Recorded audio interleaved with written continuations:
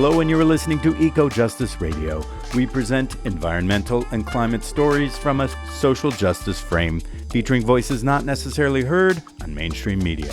Eco Justice Radio acknowledges that we recorded this show on the traditional territory of the Tongva people and all of their relatives in the place we call Los Angeles. Welcome, I am Jack Ide. On today's show, Climate Crisis Ignites, why LA's fires are a wake-up call. We feature voices commenting on the Los Angeles wildfires of January 2025. First, from an economic systems point of view, from who other than Professor of Economics Richard Wolff. Then we look at it from the climate perspective with climate scientist and Professor of Earth and Environmental Science, Dr. Michael E. Mann.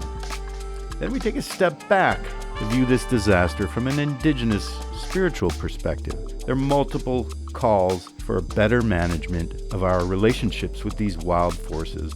So we feature commentary from Lakota spirituality teacher David Little Elk. Richard D. Wolff is Professor of Economics Emeritus from UMass Amherst and is currently a visiting professor at New School University in New York City.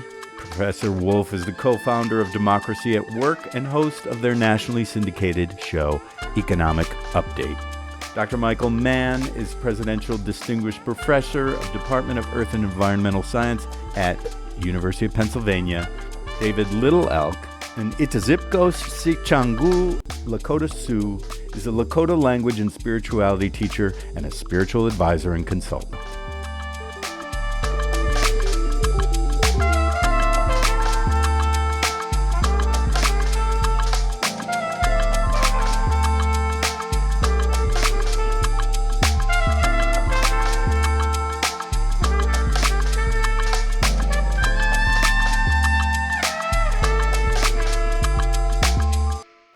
In this episode, we examine the underlying causes and the lessons we can learn in how Los Angeles, as well as many other places around the world, how we all can recover from climate-driven disasters like wildfire, and there's so many others that are happening probably yesterday, today, and tomorrow. So economics professor Richard Wolff critiques the blame game often played by political figures and industries, emphasizing instead systemic issues rooted in profit-driven motives. So what about climate change? You know, like wild winds and rainless rainy seasons? Well, we look into the urgent need for systemic change to prioritize safety and resilience over profit. We start with a commentary from Richard Wolff, posted on X from Democracy at Work. Welcome, friends, to another edition of Wolff Responds. I want today to take a look at those horrible fires in the Los Angeles area here in the United States. And I want to talk about what they mean, what lesson we're going to draw, what improvement in the human condition we might be able to snatch from the tragedy and the loss that those fires represent. And I want to do that honoring the task of understanding by beginning with a criticism of what is going on as others make their usual efforts, which go nowhere. Let me start with the extraordinary outpouring of people who clearly care nothing about the fire, but see only the opportunity to indulge their ideological preferences. So we have Mr. Trump denouncing Governor Newsom. We have Democrats denouncing Republicans.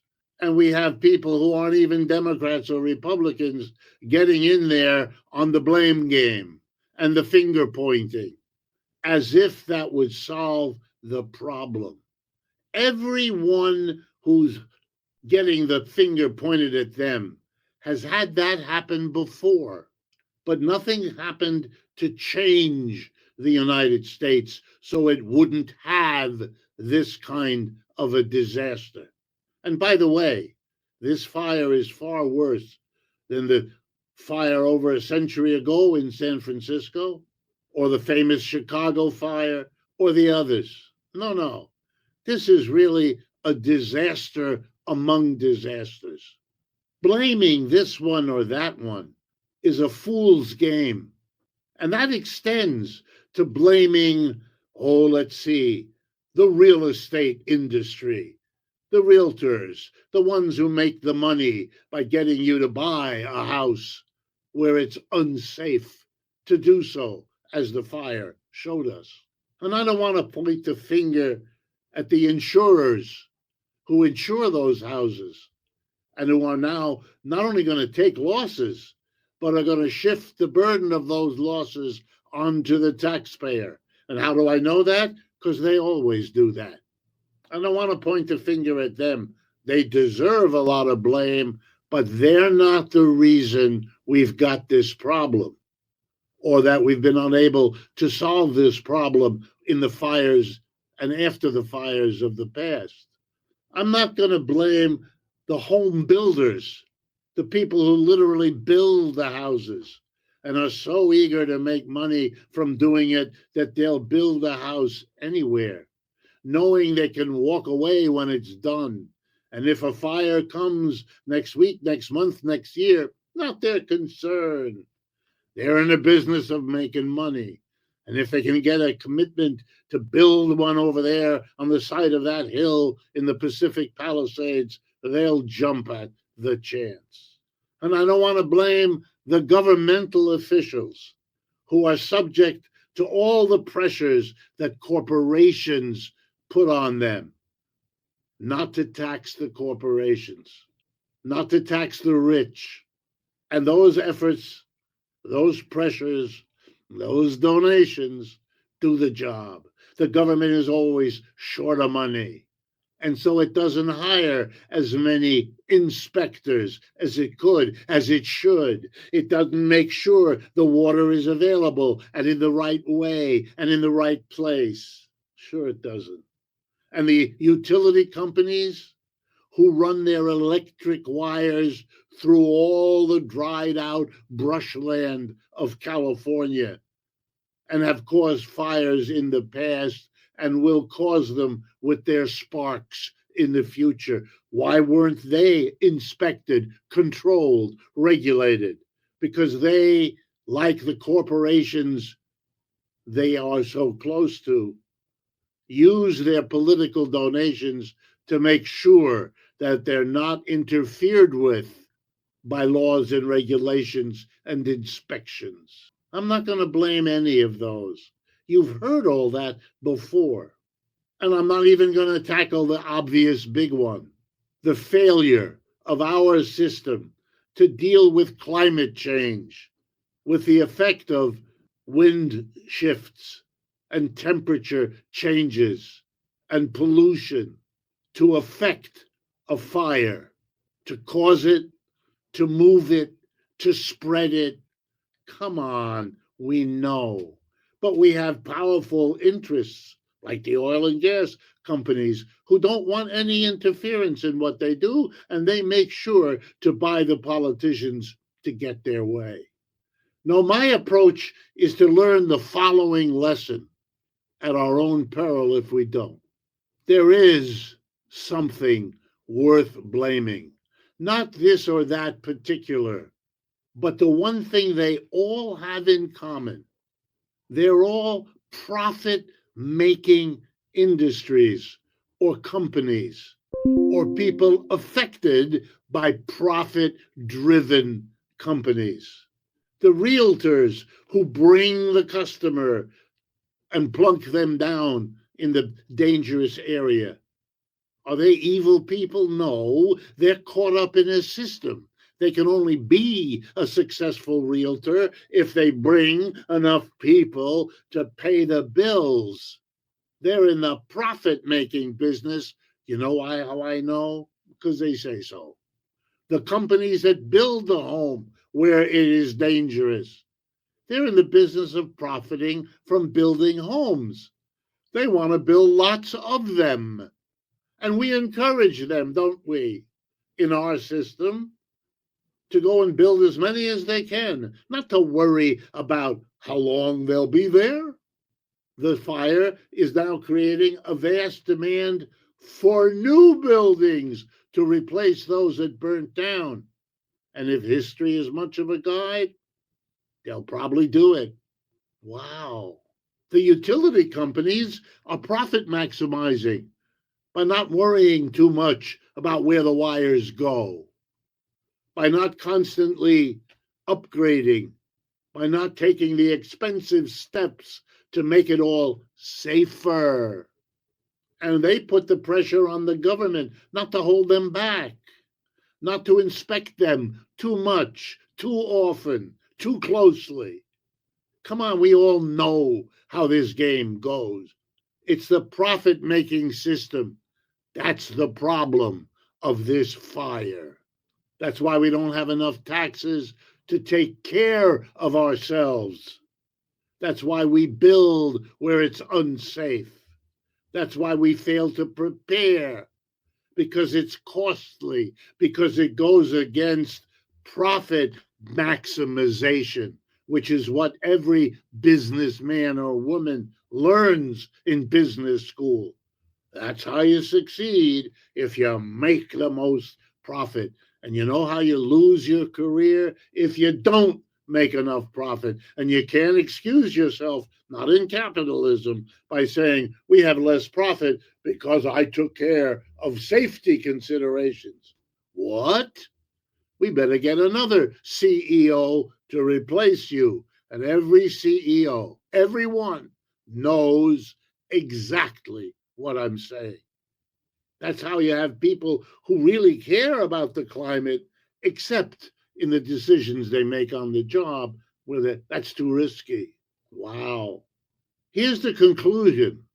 You want to stop horrible fires? You got to change the system. And by that, I mean change the way we organize the production in our society, how we produce the goods and services we depend on, including housing, obviously. That can't be done by prioritizing profit. We ought to be prioritizing safety, not saying it. All the corporations do that, but actually doing it, making the first priority feeding, clothing, and sheltering our people safely. If that makes profit, nice. If it doesn't, it shouldn't matter, because it's not the priority anymore. But how can we get that in our society if we don't have it in our factories and offices and stores where adults spend most of their lives? Wow. We can't have capitalism, profit-driven. We can't have a group of people at the top of every enterprise making all the decisions for the majority of us to live in or die from. The US Census tells us 3% of our people are employers, but they make all the key decisions.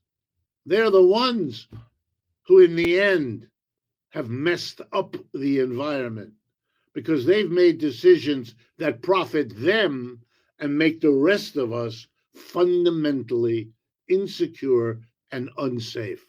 Capitalism is the problem, and getting beyond it, setting up offices, stores, and factories in which groups of workers, together with the communities where they're located, decide what's best to be built and how and where, so that safety comes before profits. It's the inescapable conclusion you ought to come to when you look at the fires in California. Otherwise, you'll join the people who are afraid to see the lesson and thereby assure that we will have more of these disasters in the months and years to come. On behalf of everyone in Democracy at Work, and here at the beginning of a new year, I want to thank you for your support. That was Richard Wolff, professor of economics at the New School and UMass Amherst.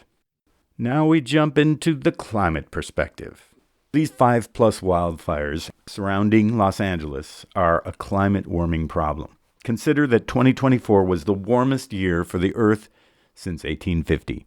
Earth's annual temperature was above 1.6 degrees Celsius. Now, where have we heard that number? That was the Paris Agreement level that we could not pass. So we passed it this last year. It was 1.5 degrees Celsius. The Southwest United States has been in a mega drought since 1999. So it's not just a short-term anomaly. The climate whiplash, wet to dry to wet, is what's happening. But overall, we're drying out. And to top it off, 2024 had the highest level of greenhouse gases. That's from burning of fossil fuels mainly. That is trapping this heat. And, unless we get off this addiction to fossil fuels, this is just going to keep happening and happening and happening.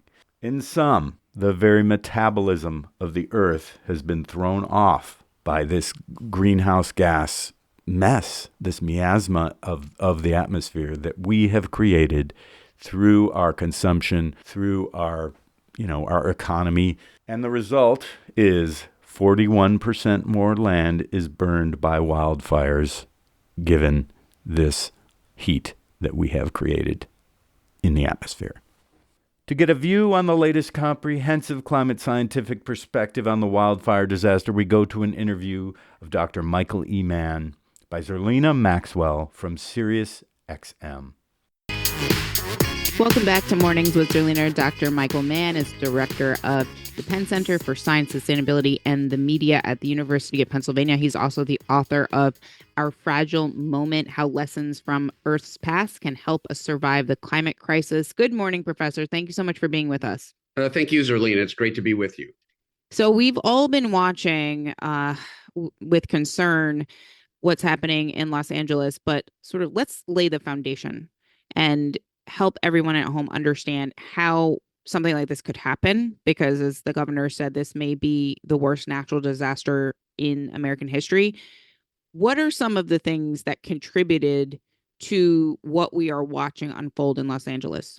Yeah, thanks. And this is just the latest example, right? The floods in North Carolina and the southeastern U.S. from Hurricane Helene, devastating, unprecedented flooding. And now we have these unprecedented wildfires in Southern California.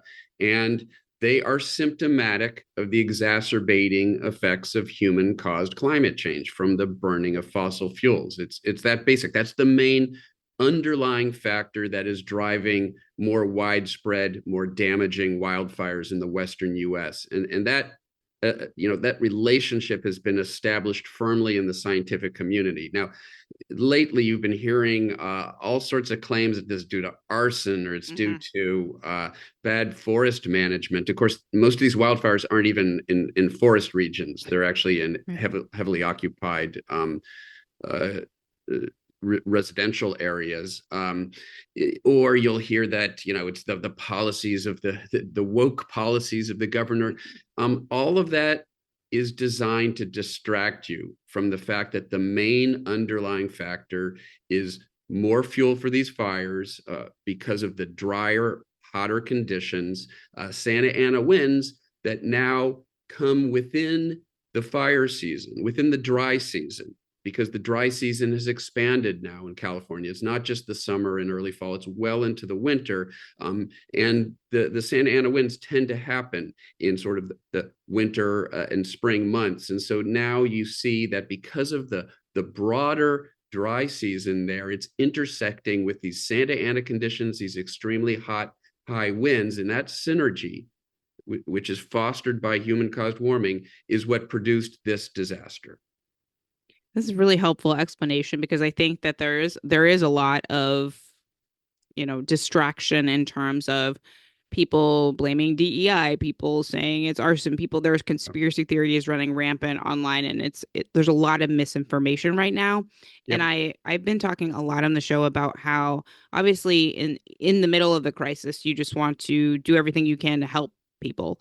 But I also think that we have to create the space for the conversation about how we got here. Like, what did we need to do, Professor, that we didn't do to avoid climate catastrophe like we're seeing in Los Angeles? Yeah, thanks. So well put. And what we didn't do, and what we're still not doing, because we have an incoming administration, the Trump administration and congressional Republicans are going to work to dismantle the modest progress that we actually made on climate policy here in the United States over the past few years. So at a time when we need to be rapidly decarbonizing our societal infrastructure, we need to be ramping down carbon emissions by 50% this decade and bring them down to zero by the middle of the century to avert a truly catastrophic more than 3-degree Fahrenheit warming of the planet, where all of this gets that much worse. To do that, we need to be moving rapidly away from fossil fuels towards clean energy. And of course, the incoming Trump administration wants to essentially, dissolve the progress that we've made on climate policy and double down in an agenda of fossil fuel extraction and burning that will just send us further down this dangerous slope that we're on. Now, let me make one other point here. Sure, there are things that we need to do to help people on the ground. There are policies that can help us establish greater resilience in the face of this increasing threat. But there is no amount of adaptive capacity that will allow us to deal with these sorts of crises if we continue to make them worse by warming the planet even more.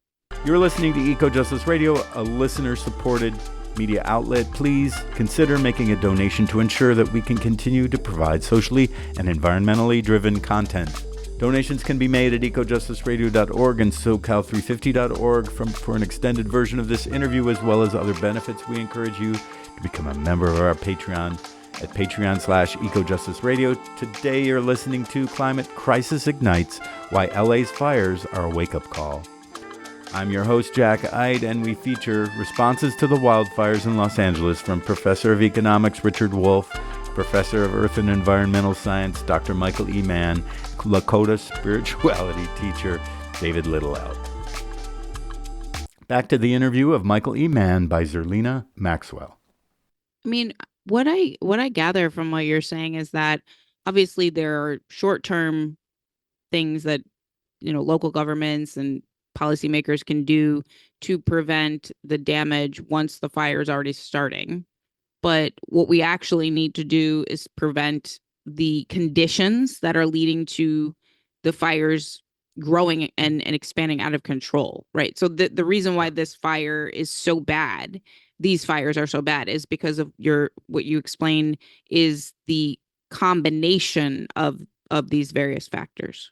Yeah, absolutely. And, there are a lot of people out there right now second guessing sort of land use policies and water use policies. Actually, there was more than enough water. The reservoirs were nearly full. And so this claim that the reservoirs have been depleted by the Los Angeles politicians, that's not true. I do know that I think that the main reservoir is about 80% full or something like that, was about 80% full. And you're right next to the ocean. There isn't a shortage of water. There was a shortage of infrastructure and equipment and aircraft to deal with essentially an unprecedented crisis. And that's what we're talking about.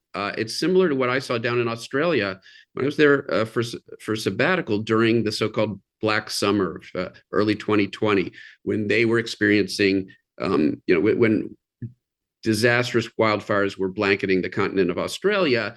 And what you would hear from firefighters is they just didn't know how to deal with the fires they were seeing. They were qualitatively different. They burn hotter, they spread faster. And so, we can try to provide as much infrastructure. And we're getting some help right now, actually, from Canada and Mexico. They're helping bring in firefighting aircraft and equipment. But we can sort of change zoning policies to try to avoid, especially, building in wildfire-prone regions.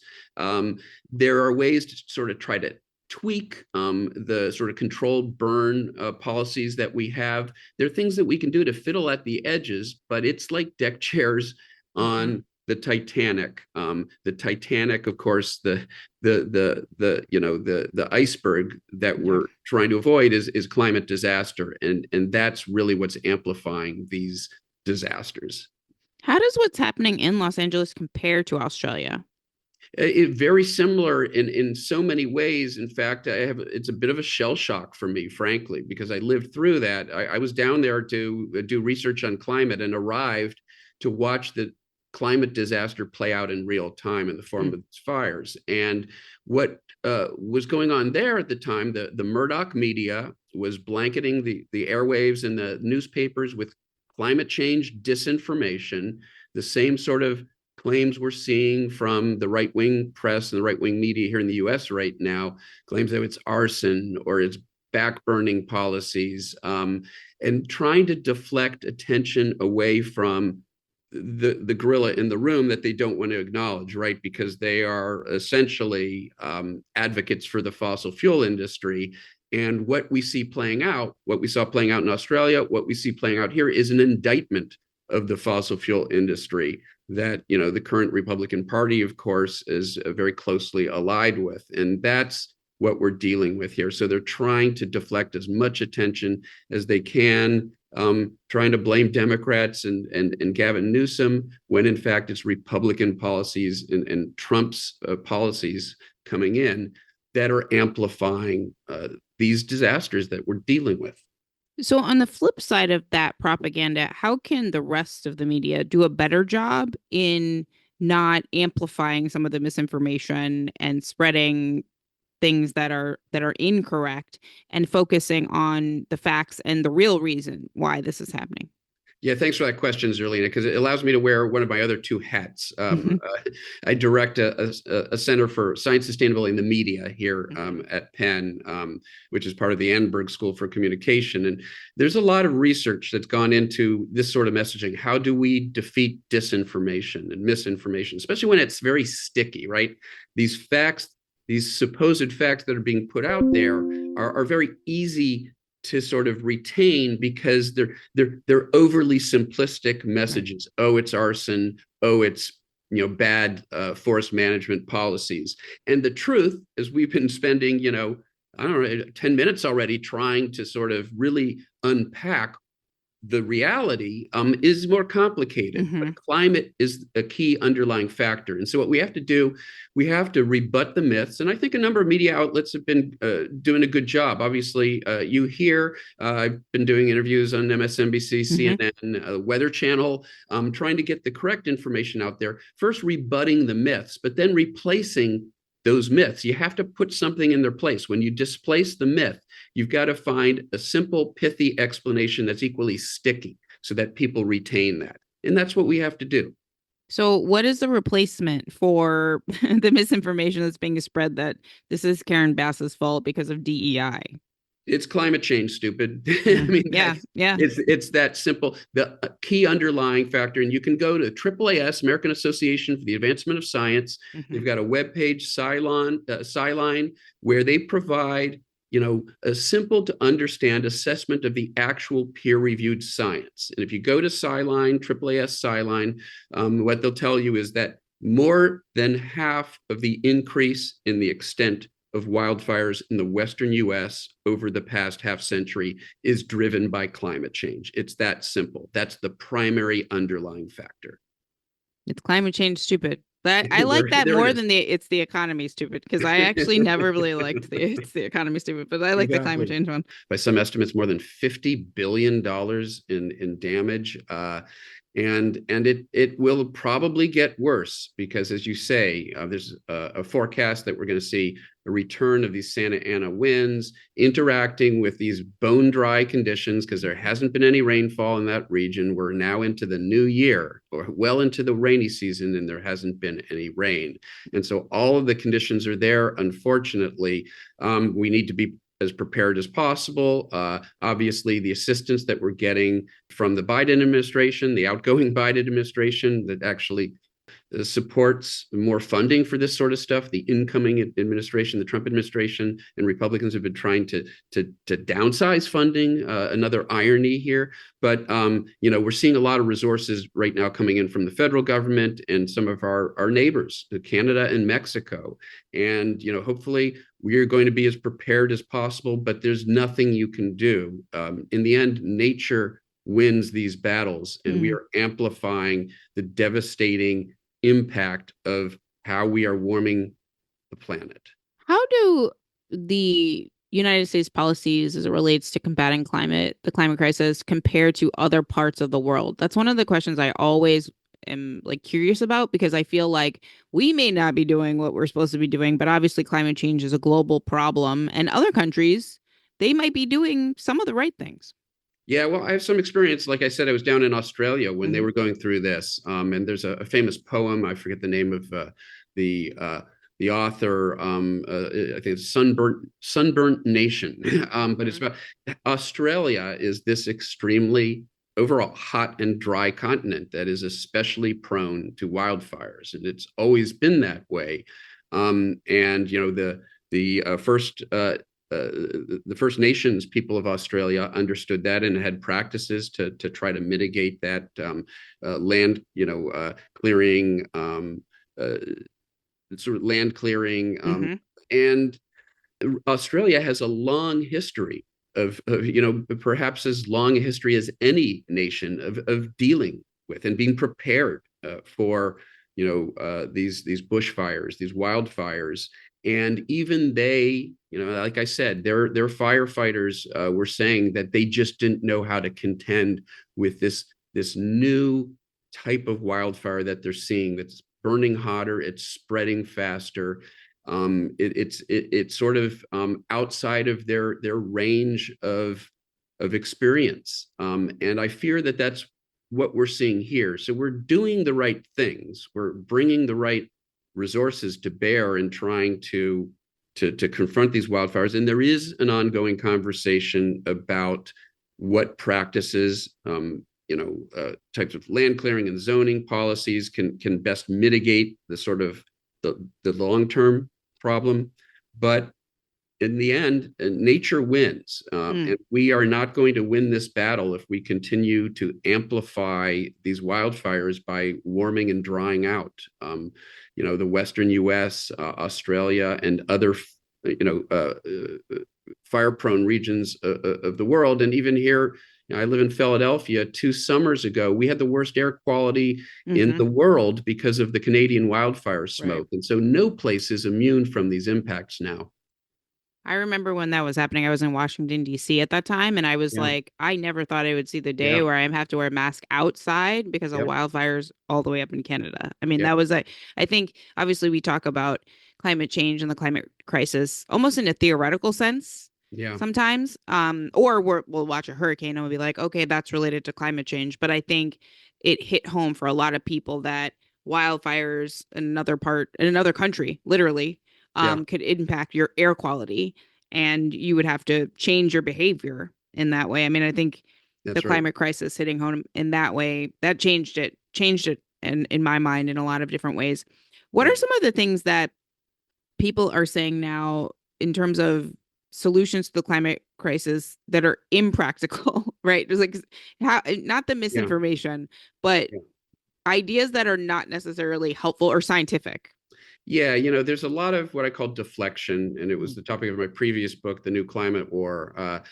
All of the tactics that polluters and petrostates are using now to distract us, because it's sort of hard for them to continue to claim that climate change isn't happening. It's becoming, plainly obvious to most people that it is happening, and these wildfires out west are just the latest example.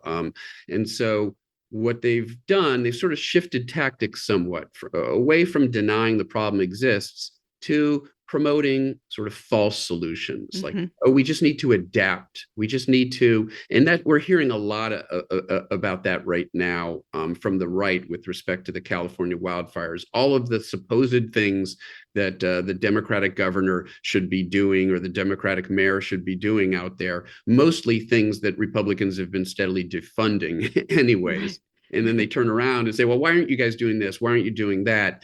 It's a form of deflection.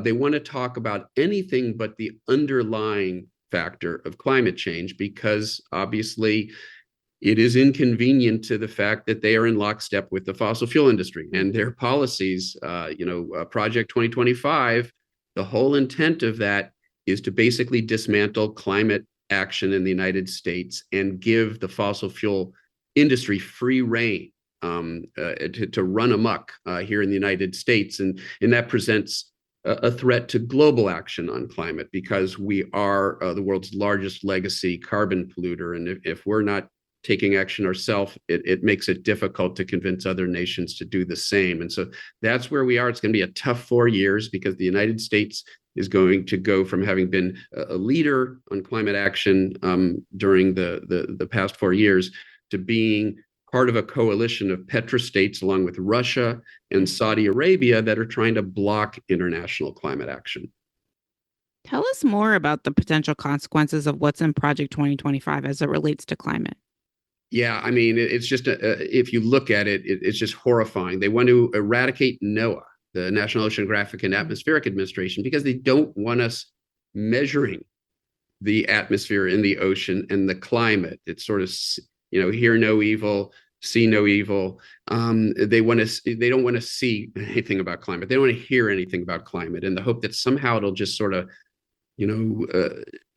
it'll just sort of disappear from the radar screen for the American people. And so they want to eliminate NOAA. They want to eliminate climate, basically all of the climate provisions of they want to get rid of the Inflation Reduction Act, which had all these provisions to incentivize renewable energy.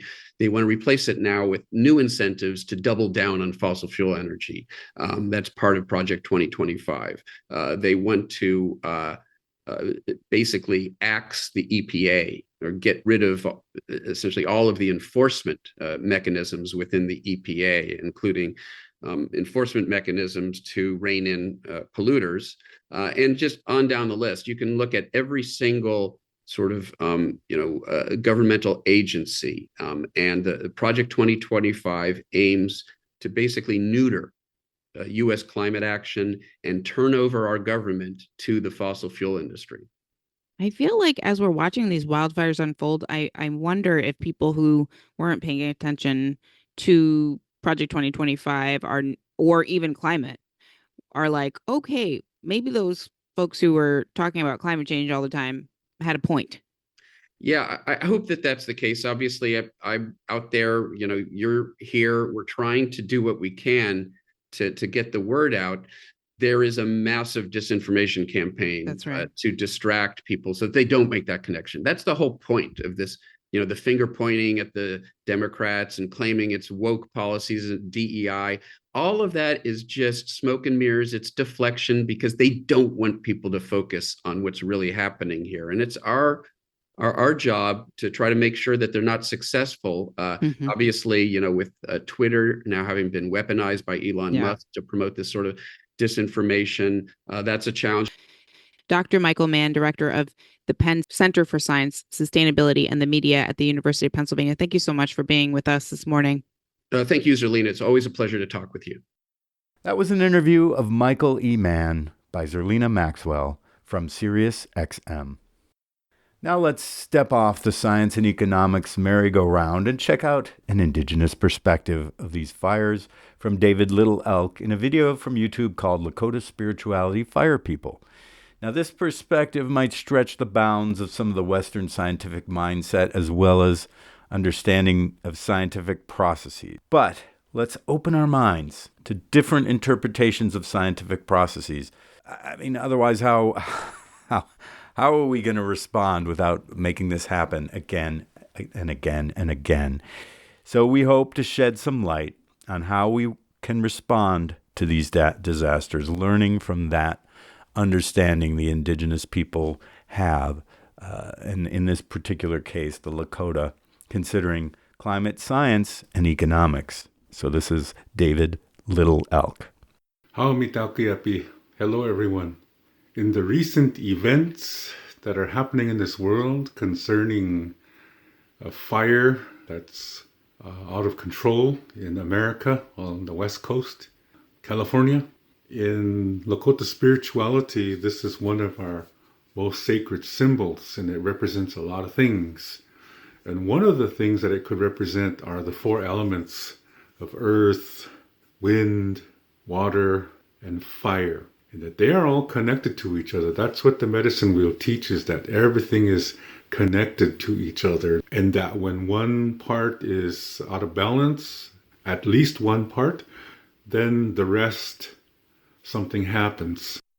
And they try to help each other to bring back that balance. And in Lakota spirituality, these are alive. These are entities. And that means we can talk to them. The fire has a perspective too, and that we should acknowledge it, respect it, and honor it, just as we respect and honor ourselves. We can do this with each other too. I believe it would be good that we address the fire, that we look at it from its perspective instead of looking at what it's doing to us. Yeah, we always focusing in the Western world about us when we really should be focusing the whole, on everything, because everything is connected and we are connected to the elements. We are connected to fire. There's a part of that within us, of each element. There's a part of that within us, and we can talk to that.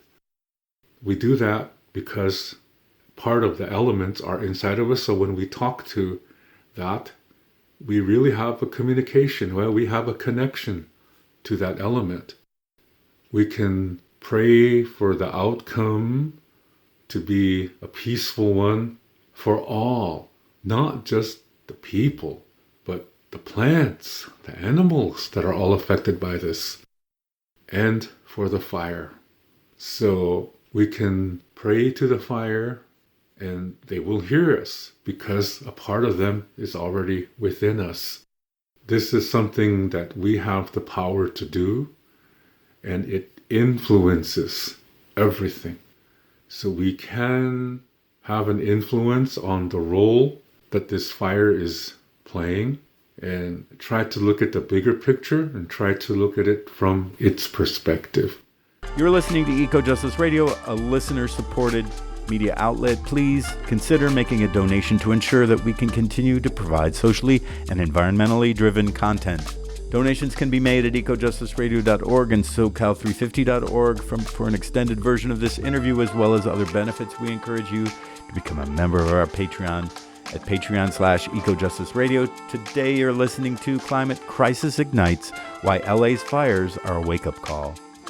I'm your host, Jack Ide, and we feature responses to the wildfires in Los Angeles from Professor of Economics Richard Wolff, Professor of Earth and Environmental Science Dr. Michael E. Mann, Lakota spirituality teacher David Little Elk. Back to the statement on the response to wildfires from Lakota spirituality teacher David Little Elk. I made a video recording of this many years ago, and I would like to play this so you have some background concerning fire and what it means to Lakota people. This is a sacred being. This is something that is connected to the sun. And like all the elements, they are all important. And so please enjoy this message. Many years ago, I remember, now I'm trying to remember. That's how many years ago it was. That was back in the 1980s. There was a very interesting news story that was in a lot of the native media at the time, and maybe some of you might remember this. But let me give a little bit background information. On most reservations, they have like a firefighter crew, and it's a seasonal job where it's mainly during the summertime. In America, in the Rocky Mountains especially, there is always firefights happening. Not just there, but all over America, big ones. And I remember in the late 1980s, it was a rough time, because it was really, really hot one summer. And there was just lots of fires happening. Anyway, because of this, a lot of tribes have firefighting training and programs, and you have to go through a rigorous training, and then you take a test, and you have to be physically healthy for this. So you got to go to a doctor and get checked out. You got to be in really good shape for these jobs. So guys and gals, there are ladies in here too, the ones who really take this serious. They're training all winter long. Yeah? And then early spring, they get ready for the testing in the late spring. And when they pass, they get a special certificate for that year. Because they got to do this every year. Yeah, you have to maintain not only your physical health, but your alertness to be able to really watch the nature to see what the fire is going to do or what it most likely will do, and to look at it and add in the wind factor and make a good estimate of what's going to happen in the next few hours or so. You know, just things like that. I've some cousins that were on this, so I know a little bit about it. Anyway, it's a very high-paying job because it's very difficult work. It's very, very strenuous. You're working all day and you just sleep a few hours, and then as soon as you wake up, you're working. Yeah, you're not watching TV or no relax time. Yeah, you have to get up and get right on it again. Very difficult job. Native Americans, especially those who live where it's really hot, they can stand extreme heat temperatures more so than a lot of the non-native people. And just about every tribe has a crew. So they get the call, they all assemble at the local fire station. I remember seeing that.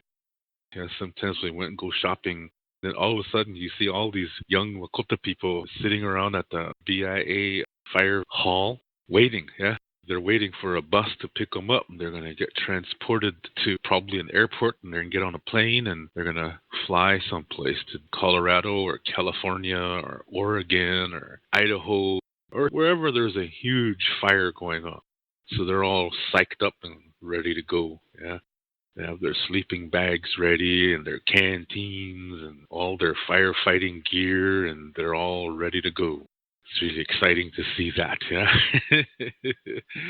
Anyway, so they're all anxious, happy mood because this is what they do, yeah. This is their job, and this is what they trained for all year. Now they're going to use their skills.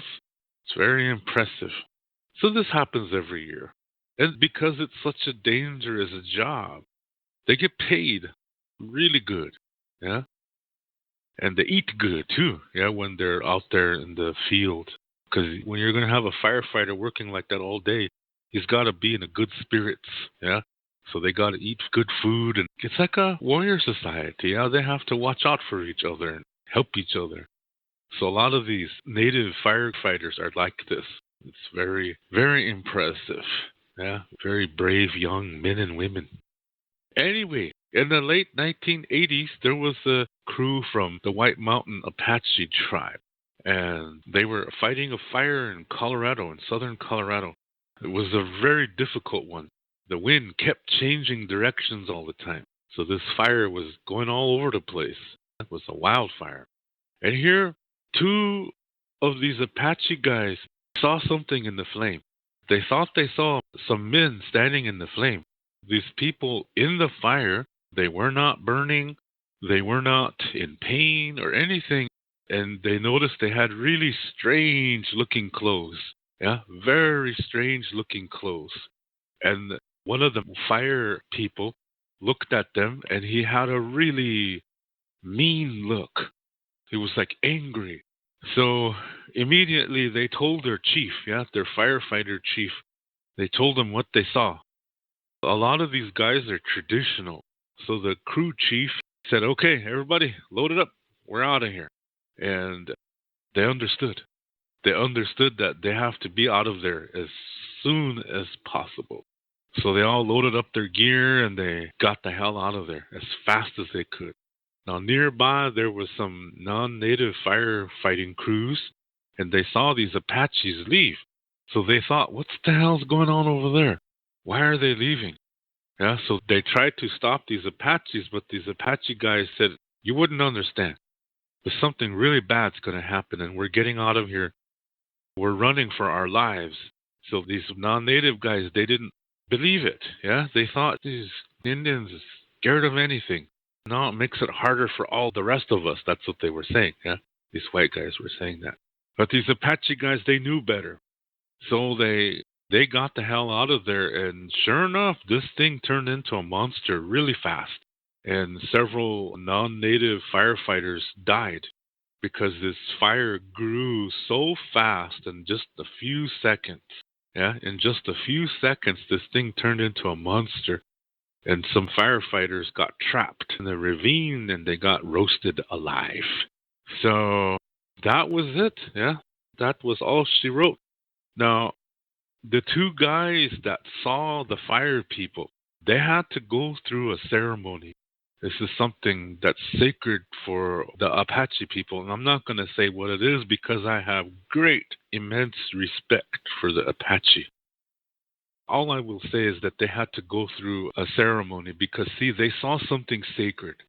And when you see something this sacred, you have to go through some kind of a ceremony to bring you back to the ground, so to speak. Because if you see something like this and you're not a holy person, this could make you go crazy. It could really damage your mind. And you're going to have all kinds of problems, mental problems. And since the mind is connected to the emotions, you will have really weird reactions to certain things. All of a sudden, you're going to start crying for no reason at all. And this all is coming from that. So they have to go through some kind of ceremony to balance them back, to bring them back into balance so that they can be the normal people that they're meant to be. So that's what they did. They took these two young guys and they did one of their ceremonies for them and they managed to come out of it. They were okay after that. And they're still fighting fires after that. They didn't scare them away. They faced their fear and they continued. See, weakness is a good thing because it can teach you. If you deny your weakness or you try to force it into a strength, you're going to become overconfident and you will make a very deadly mistake. So with these two guys, they faced it and they continued firefighting for several more years until they hung up their boots.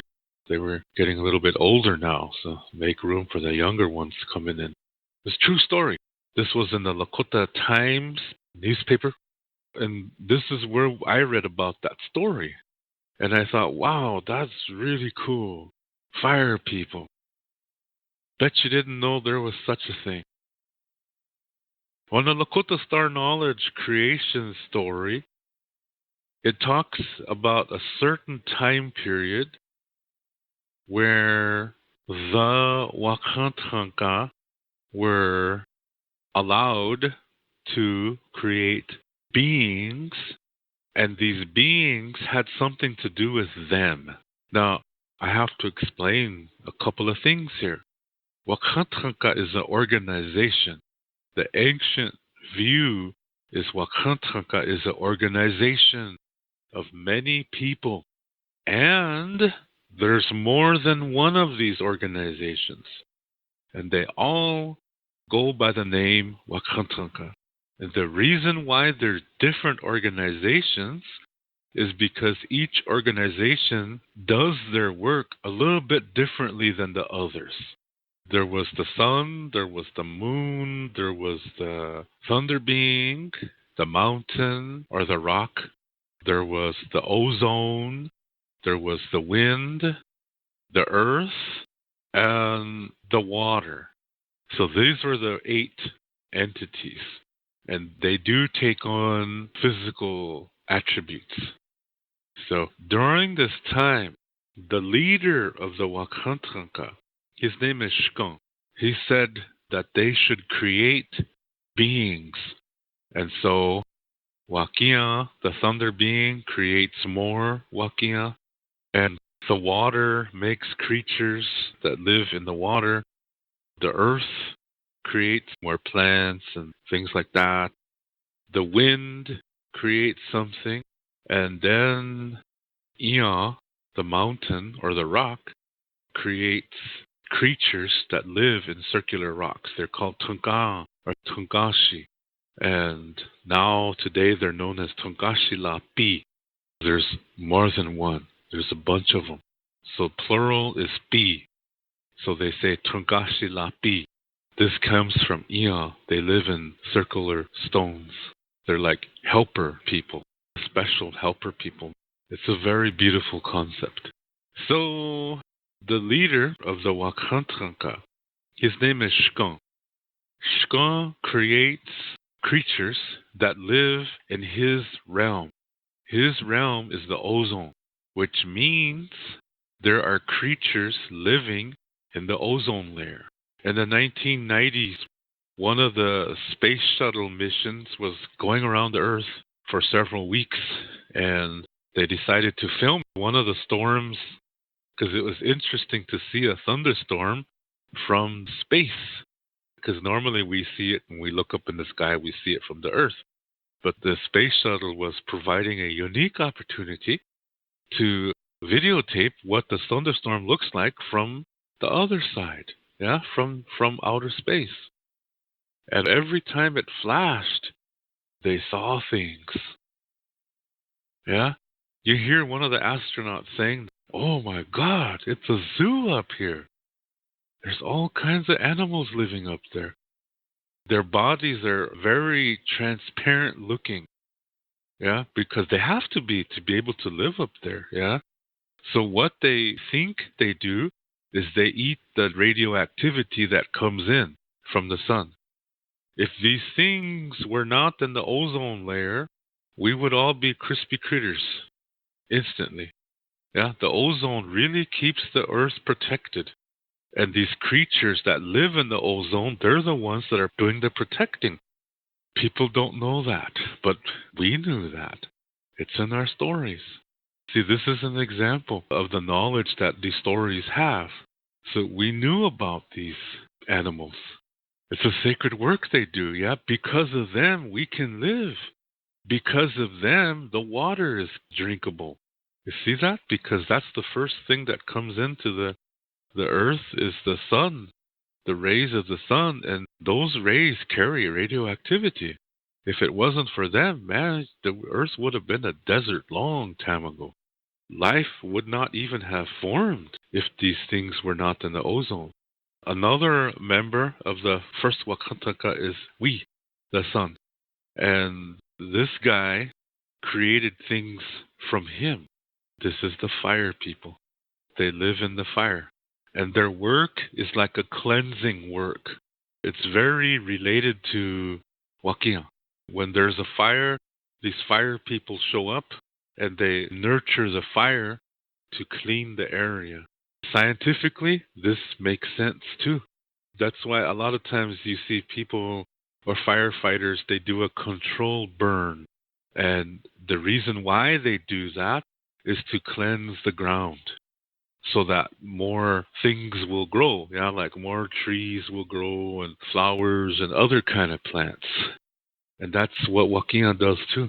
When she strikes the earth, she's invoking these fire people to come and cleanse the area after she starts it. See? It's really, really beautiful when you think about it. So this is why when Lakota people pray, they address everything. They address the four directions. They address the earth. They address Shkun, the ozone in the sky. And they address the sun. They address the moon. They address everybody and they give thanks. They're acknowledging that we are all connected, even to these fire people too. It's a beautiful concept. It's a very, very beautiful concept. So in the Lakota Star Knowledge stories, these people, like I said, they live in the fire, and one of the things they do is cleanse the area.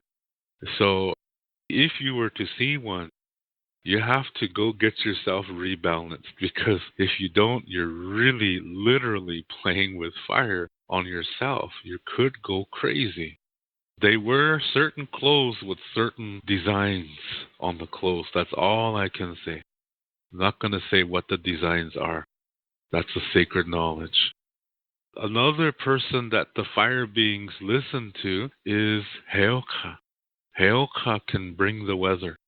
He can say, "Oh, everything is okay here, and oh, it's just nice weather here, and everybody's happy." and rejoicing and heokas, they speak the opposite of what they mean. What he's really saying is it's awful. The people need help. They're dying. That's what he's really saying. And so Wakea comes and does whatever she needs to do. If it involves starting a fire by striking the earth, this is calling for the fire people to come and to help in this process of cleansing. It's a very sacred thing. It's beautiful because they're doing this so that we may live. That's nice. I like that very much. I'm thankful for that. You see, a lot of tribes have the same belief. Not everybody does, but a lot of tribes do. So that's why when we start a fire, we pray, because there's fire people in there. Those are sacred people. Back to the story, these Apache guys, they knew what it was, yeah, because they know their culture and they know this, and they got out of there. So after that, a lot of other tribes started to train their native firefighters in this spiritual matter about these fire people, that this is a sacred thing and to respect it. So fire people is a very, very interesting concept. And it makes sense, though, yeah? It's just a wonderful, wonderful thing. So humans are upsetting the balance of nature so much that nature is fighting back to regain that balance. And that's why when you see a fire person, they look like they're upset, because they're upset at the humans. The humans are throwing the earth out of balance. Now, I read a very troubling story that there's a Japanese team of scientists. They want to dig away into the earth all the way to the center. And that's a no-no. Why would you dig into your mother like that? If they do actually achieve that, something really wrong is going to happen in the earth. Something very, very wrong. So just think about that. And I will too. Anyway, I just wanted to talk a little bit about that, because the more we know these things, the more we are aware of it, the more we see our interconnectedness to each other, and then we see more purpose in life. Then you're really on the road to love when you live like that. So after listening to this message, I believe it would be good to pray to the fire, to talk to it, the goal being peace. Because after hearing the message that I just stated here, that we need to look at the bigger picture and not just what affects just us, but the bigger picture of what affects everything. So we can pray to the fire, sing to it, and they will hear us because a part of them is already within us. Please consider that the fire has a perspective too, and that we should acknowledge it, respect it, and honor it, just as we respect and honor ourselves. We can do this with each other too, and pray for the outcome to be a peaceful one for all, not just the people, but the plants, the animals that are all affected by this, and for the fire. This is something that we have the power to do, and it influences everything. So we can have an influence on the role that this fire is playing, and try to look at the bigger picture and try to look at it from its perspective, and pray for one another, love one another, because we are all together. We are all connected to each other. That's Mitakuye Oyasin, as is represented in this medicine wheel. With that, in our culture, we have no word for goodbye because everything is a circle. There is no end. So that's why we say until next time. And in Lakota, that is Dok Sha A Ke. That was David Little Elk from his YouTube video, Lakota Spirituality Friar People. Thank you to Richard Wolff, Dr. Michael Mann, and David Little Elk. And thank you to our listeners for joining us. This has been Climate Crisis Ignites, Why LA's Fires Are a Wake-Up Call. For an extended version of this show, become a member of our Patreon or visit our website at ecojusticeradio.org. Please connect with us on social media at Ecojustice Radio, SoCal350, and Wilder Utopia. If you like what you've heard and you want others to be informed, subscribe and share the episodes.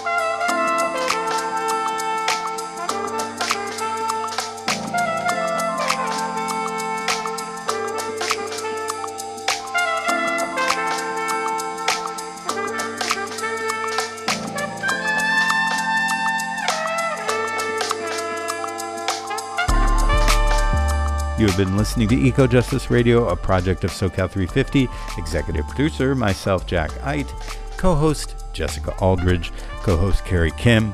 And engineer and original music by Blake Quake Beats. And until next time, remember, the power is yours.